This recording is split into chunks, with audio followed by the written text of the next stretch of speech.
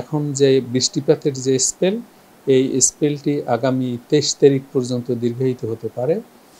বিশেষ করে খুলনা, বরিশাল, চট্টগ্রাম এবং সিলেট বিভাগে বৃষ্টিপাতের তীব্রতা অনেকটাই বেশি থাকবে। রাঙামাটিতে গত 24 ঘন্টায় 138 মিলিমিটার বৃষ্টিপাত রেকর্ড করা হয়েছে।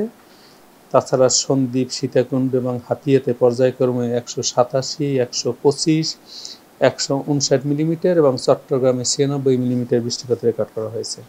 তাছাড়া পটুয়াখালীতে 73 মিলিমিটার বৃষ্টিপাত রেকর্ড করা হয়েছে। অর্থাৎ গত 24 ঘন্টায় খুলনা, বরিশাল, চট্টগ্রাম এবং চট্টগ্রামে সবচেয়ে বেশি বৃষ্টিপাত রেকর্ড করা হয়েছে। কোথাও কোথাও অতি ভারী বৃষ্টিপাত হয়েছে।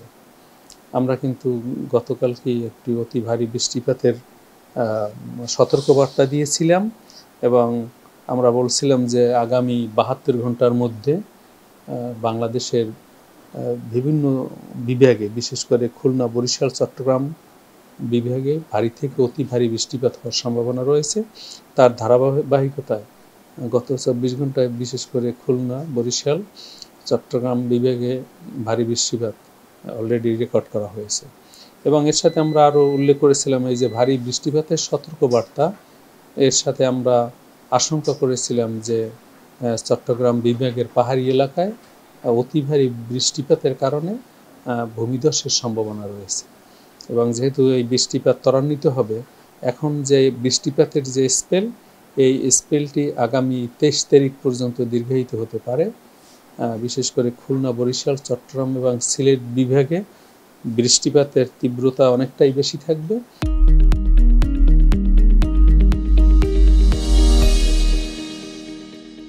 অন্যত্র কম থাকবে এবং এরই মধ্যে পশ্চিম মধ্য বঙ্গোপসাগর ও তৎসংলগ্ন গাঙ্গেয় পশ্চিমবঙ্গ বরাবর একটি লঘুচাপ তৈরি হয়েছে।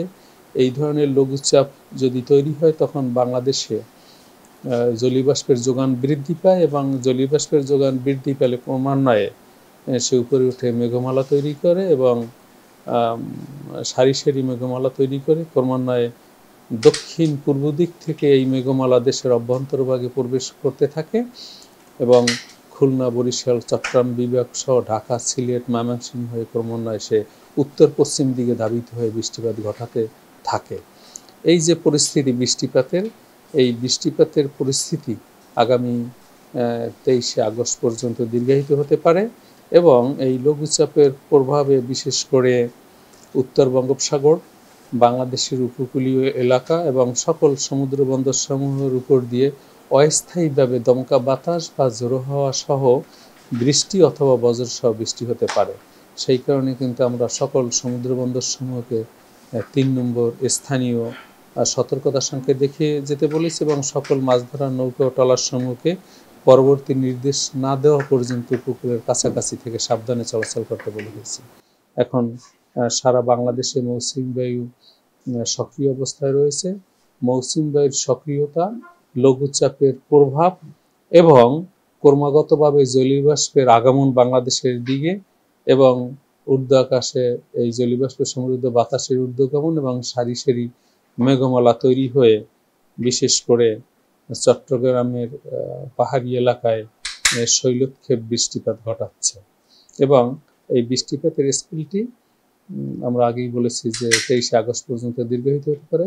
সারা বাংলাদেশেই প্রত্যেক দিন 1 পশলা থেকে 2 পশলা বৃষ্টিপাত হবে, বিশেষ করে রাজশাহী, রংপুর, ময়মনসিংহ বিভাগে, ঢাকা সহ এবং অন্য বিভাগগুলো, বিশেষ করে উপকূলীয় বিভাগগুলো যেমন খুলনা, বরিশাল, চট্টগ্রাম এবং সিলেটে এই বৃষ্টিপাতের তীব্রতা অত্যন্ত বেশি থাকবে। আগামী 19 তারিখ থেকে 23 তারিখ পর্যন্ত দেশের তাপমাত্রা অনেকটাই কম থাকবে। সর্বোচ্চ তাপমাত্রা 28 থেকে 30 ডিগ্রি সেলসিয়াসের মধ্যে নেমে আসবে এবং এই বৃষ্টিপাতের পরে যে গরমের যে অনুভূতির তীব্রতা বা নাভিশ্বাস এবং সোয়েটিং সিস্টেম বাধাগ্রস্ত হওয়ার কারণে আমাদের গা যে ঘেমে যায়, যে ভ্যাপসা গরম করে, সেটা অনেকটাই কমে যাবে এবং অতি ভারী বৃষ্টিপাতের ফলে গরমের অনুভূতির তীব্রতাও কমে যাবে।